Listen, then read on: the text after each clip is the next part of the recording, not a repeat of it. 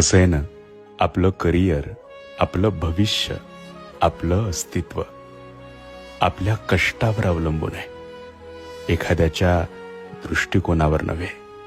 इतकं लक्षात ठेवा.